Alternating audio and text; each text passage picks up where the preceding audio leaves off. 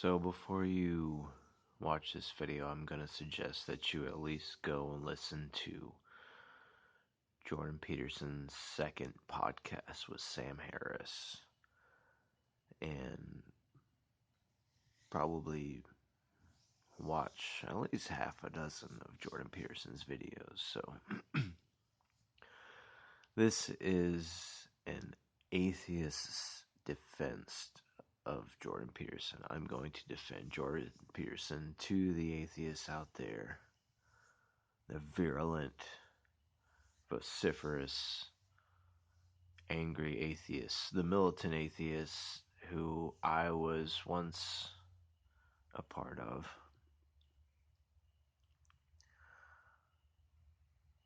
So I was raised Christian.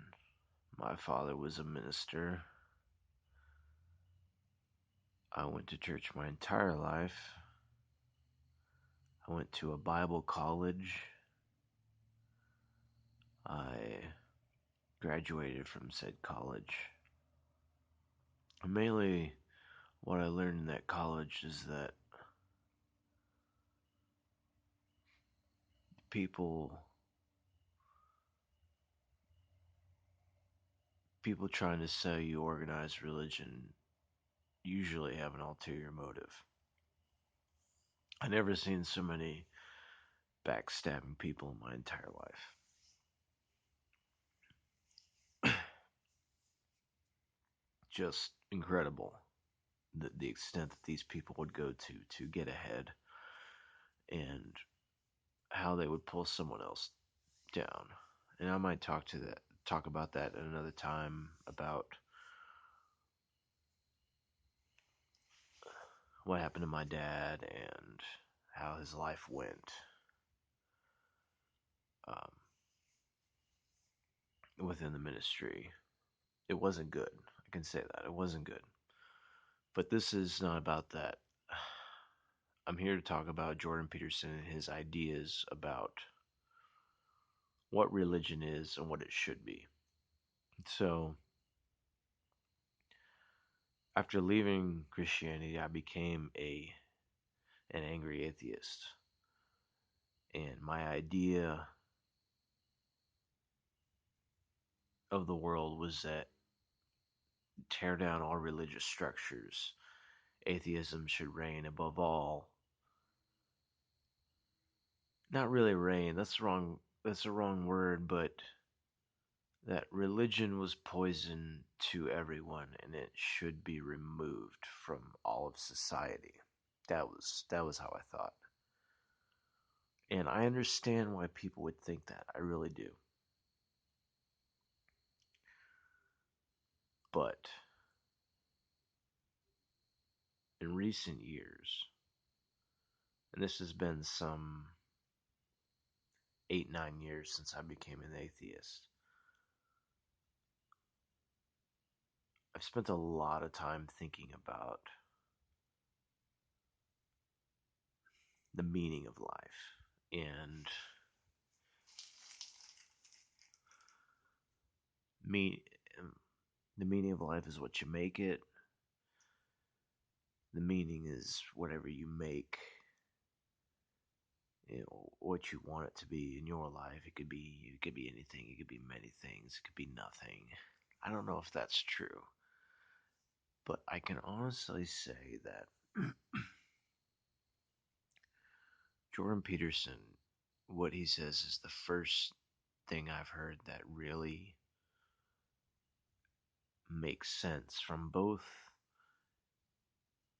a physical sense and a philosophical sense. So he doesn't come out and outright say it, and you really need to hear some of what he says to really understand it. But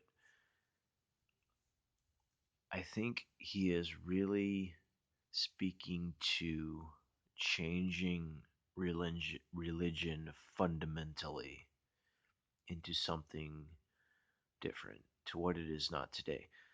He does speak to, you have the atheists like Richard Dawkins and Sam Harris, and I gotta say, Christopher Hitchens as well.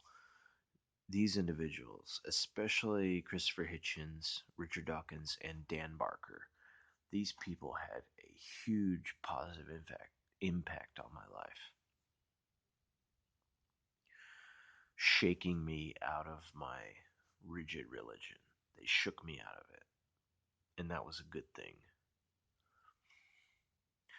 But what they argue against is a hardcore fundamentalist, science minded anti religion. So they argue against the fundamentalists based on their anti scientific worldview. You know, these people that believe that the world is 6,000 years old and that Noah's Ark really happened and Adam and Eve were actually the first two people. These kind of ideas, these people that literally believe these things are true. And I fell amongst those people to a certain extent for most of my life. So they argue against these people. And at the same time, many of these people exist. They believe these things in a literal sense. And both of those people are wrong. That is what he's saying. He's saying they're arguing for a scientific truth within a religious worldview, and they are making a mistake. This religious truth exists outside of scientific truth. That is what he's arguing. And it's the first time I've heard this. It's the first time I've heard it articulated in such a impactful way. But at the same time, it's if you have a scientific worldview, your view is not shaken at all by what he's saying. What he's saying is these things are deeply ingrained within us because of how we evolved.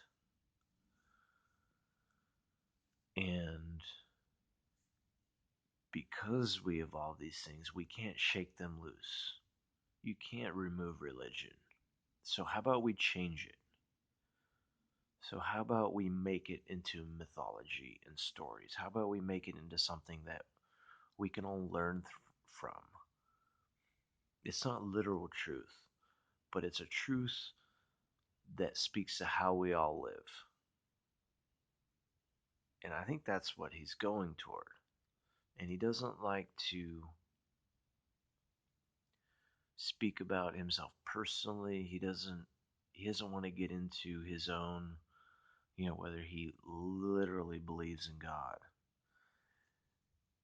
And and I've heard him give two definitions of God. God is one, he is everything outside of what we all know, what we understand. He is everything outside of that.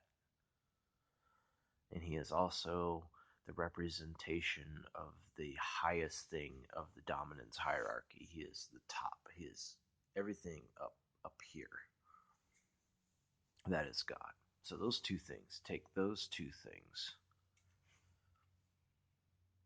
and you make a God. But what is that God? Does that God literally exist? Is he somewhere in a physical place or another dimension? Is he existing and judging literally? No, he is not. He is not literally existing and judging. It's a figurative, emotional heart. It's in your heart. It's this thing that you can look to and understand. Something you can think about and aim toward and realize. Not that it's a little thing, but as a figurative goal. And this is something I've talked about. Look at my video on Aikido, what it is and what is it. It's the same concept. This idea of uh, going toward this perfection that you can never truly reach.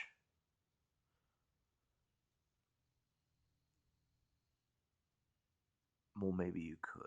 And this is what he talks about. He talks about, look at a drug addict. That drug addict could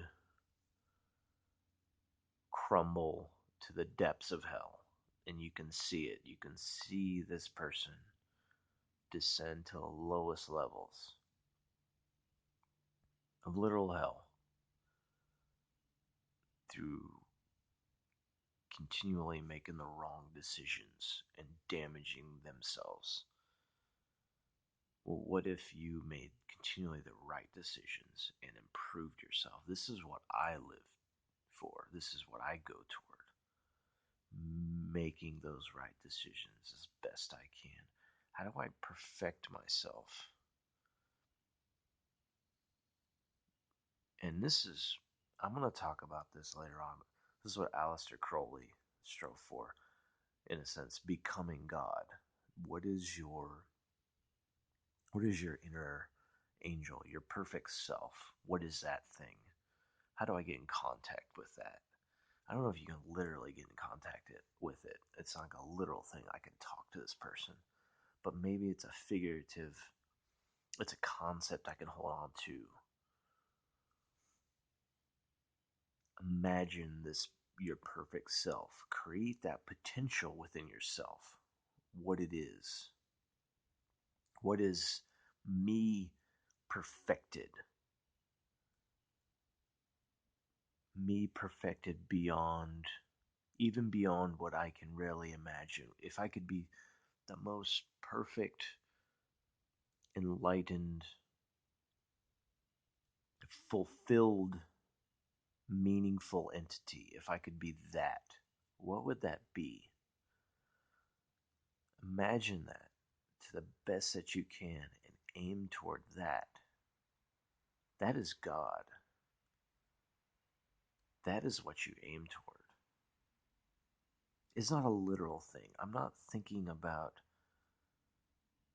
a father figure outside of time and space. That's not what I'm thinking about. I'm thinking about what I could become. What could I become if everything I did means something? If I aimed myself toward that ultimate perfection of self, everything has meaning. And I do everything I can to go toward that.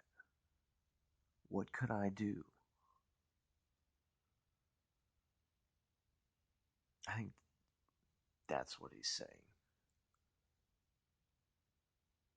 And that's what many enlightened, often tortured individuals have pursued throughout history. This idea of the perfected self.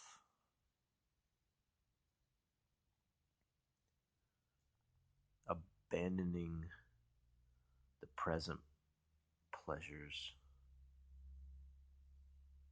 and going toward a higher purpose. What would that mean for you and the people around you? You think about